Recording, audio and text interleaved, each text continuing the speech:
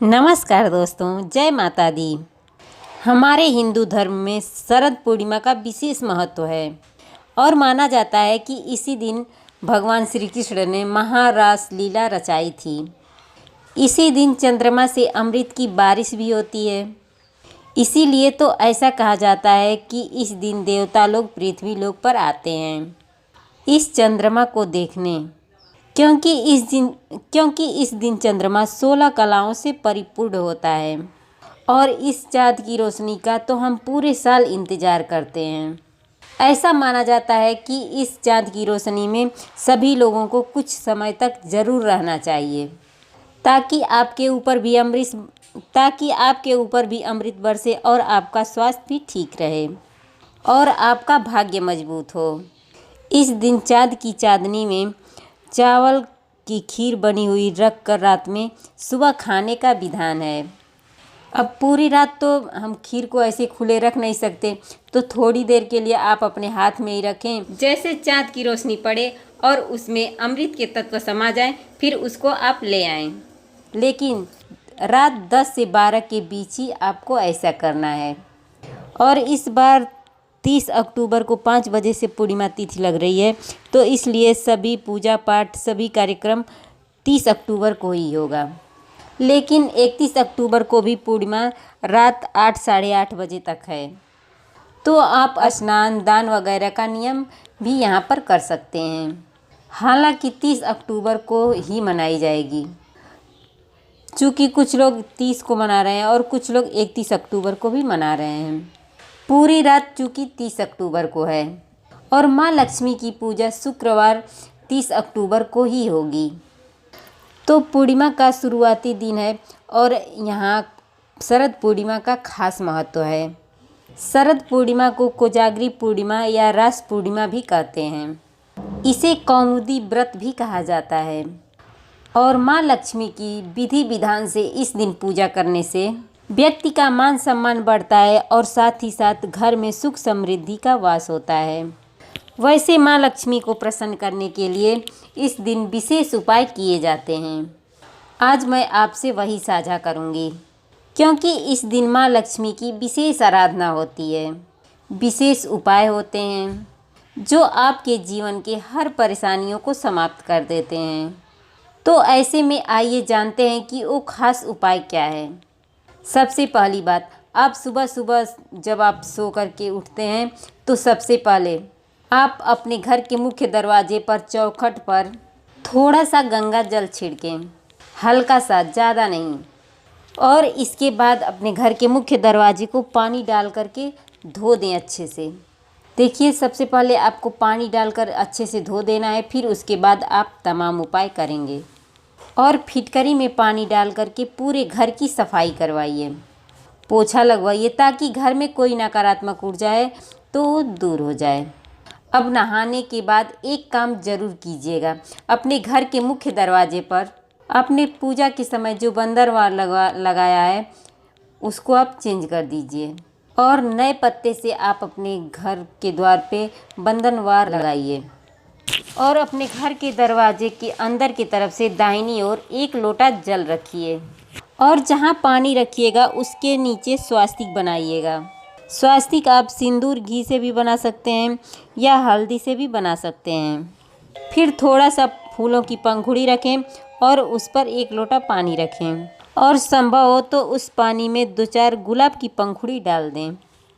अगर गुलाब की पंखुड़ी नहीं है तो कोई बात नहीं, कोई भी पुष्प आप डाल सकते हैं और उसको यूं ही रहने दें। इस दिन माँ लक्ष्मी को कमल के पुष्प अर्पित करने का विधान है। इस दिन माँ लक्ष्मी को कमल का पुष्प अर्पित करने का विधान है।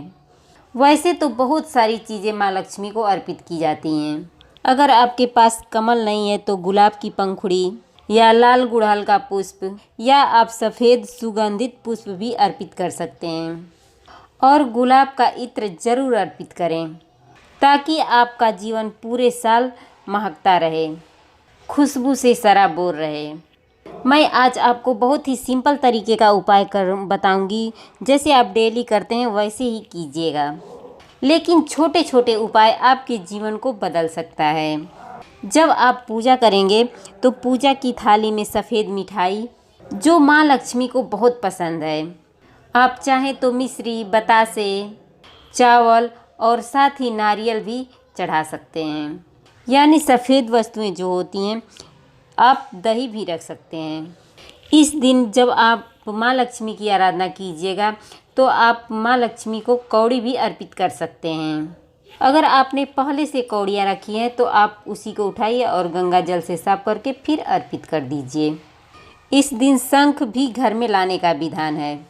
अगर आपके घर में शंख है तो मत लाइए, उसी को आप साफ करके उसी से पूजा कीजिए। पूजा कैसे करेंगे? जो आप शंख लेंगे उस शंख को आप माँ के सामने रखिए और 108 चावल साबुत लीजिए और फिर हर एक दाने को उठाइए। ओम श्रीं श्रियाय नमः अब चावल को अर्पित कर दीजिए। इसी तरीके से आप ओम श्रीं श्रियाय नमः 108 बार आप चावल उठाइए और मंत्र पढ़िए और शंख में अर्पित कर दीजिए। फिर सारे चावल को इकट्ठा कर लेना है और सफ़ेद कपड़ा में बांध कर आपको सुरक्षित स्थान पर रख देना है। अपने धन वाले स्थान पर रख दें इसको। आपको धन की कमी नहीं होगी। अगले साल तक आप इसको संभाल के रखिए। अगली साल आप कहीं भी दबा दीजिएगा मिट्टी में या चिड़ियों को डाल दीजिएगा। बेलपत्र माँ को बहुत पसंद है, क्योंकि ऐसा माना जाता है समुद्र मंथन से शरद पूर्णिमा के दिन ही महालक्ष्मी की उत्पत्ति हुई थी और जब माँ लक्ष्मी समुद्र मंथन से निकली तब देवता और दानव आपस में लड़ पड़े इनको पाने के लिए। अब माँ लक्ष्मी निकलने से पहले ही श्री हरि को अपना पति मान चुकी थी। अब ऐसे में वो भागती हैं और हर किसी से बोलती हैं कि हमें छुपने के लिए शरण दो, पर कोई भी नहीं देता, न पहाड़, न नदियाँ, न जंगल। तब बेलपत्र का वृक्ष उनको शरण देता है। तब से माँ लक्ष्मी, अगर आप एक भी बेल की पत्ती पूरे कार्तिक भर माँ लक्ष्मी को अर्पित कर दें तो आपके जीवन में कभी भी धन की कमी नहीं होगी।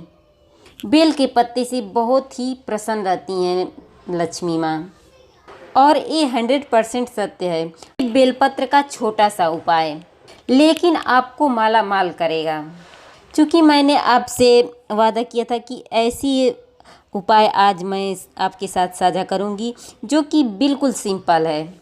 एक और बात, माँ लक्ष्मी को दही बहुत पसंद है, तो शुक्रवार का दिन है, दोपहर के खाने में दही ज़रूर खाइए।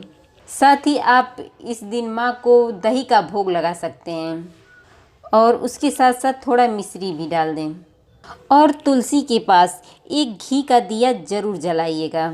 अगर घर में निगेटिव एनर्जी भर गई हो तो इस दिया में एक लौंग डाल दीजिएगा और जब आप दिया जलाइएगा तो तुलसी जी का 5 बार परिक्रमा कीजिएगा और ओम वासुदेवाय नमः मंत्र बोलते हुए 5 बार तुलसी जी की परिक्रमा कीजिएगा। और शाम के समय आप अपने पूरे घर में कपूर जलाकर उसके पास लौंग रख करके अपने पूरे घर में इससे धूप दिखाइए। घर की नकारात्मक ऊर्जाएं दूर हो जाएंगी। इस शरद पूर्णिमा को रात को सोने से पहले जितना ज़्यादा हो उतना ओम नमः भगवते वासुदेवाय नमः इस मंत्र का जप करें। माँ लक्ष्मी और श्री हरि की प्रार्थना करें और उनसे कहें कि उनकी आपके जीवन में आवश्यकता है, आप हमारे घर आइए। वैसे तो इसे कोजागरी पूर्णिमा इसलिए भी कहते हैं क्योंकि माँ लक्ष्मी श्री हरि के साथ इस दिन पृथ्वी पर भ्रमण करती हैं और देखती हैं कि कौन जाग रहा है। जो जागता है उसके घर में धन धान्य से भर देती हैं। तो सबको तो जागना संभव नहीं है, इसलिए आप प्रार्थना करके ही सोइएगा। इस दिन चूँकि शुक्रवार का दिन है तो अगर पति पत्नी एक दूसरे को सफ़ेद मिठाई खिलाएं तो प्रेम बढ़ता है। और साथ ही इस दिन आपस में झगड़ा मत कीजिएगा। खासकर किसी भी शुक्रवार के दिन पति पत्नी अगर झगड़ा करते हैं तो झगड़ा जल्दी सुलझता नहीं है। तो कोशिश कीजिएगा प्रेम से रहने का, क्योंकि माँ लक्ष्मी अपने पति के साथ आएंगी तो आपको भी तो खुशी देखना चाहेंगी। इसलिए प्रसन्न रहें, मस्त रहें और एक दीपक ऐसा जलाइए जो रात भर जले। अगर पूरी रात नहीं जला सकते हैं तो तब भी 12-1 बजे तक तो जलना ही चाहिए, ताकि एक नियम भी हो जाए और माँ की कृपा आप पर बनी रहे। और एक बात का ध्यान रखिएगा, पूरा घर अंधेरा करके मत सोइएगा। नाइट बल्ब ही सही, छोटा सा बल्ब ही सही, लेकिन एक बल्ब जलाकर सोइएगा, क्योंकि इस पूर्णिमा की विशेष महिमा यही है कि आपको रात भर घर में उजाला करना है, अपने घर में अंधेरा नहीं रखना है। तो रात में वो एक ऐसी चीज़ क्या है जिसको फेंकें, तो रात में क्या फेंकें जो घर की परेशानी है वो दूर हो जाए। तो आइए हम मुद्दे पे ही आते हैं। देखिए, 2 काली मिर्च ले लीजिए।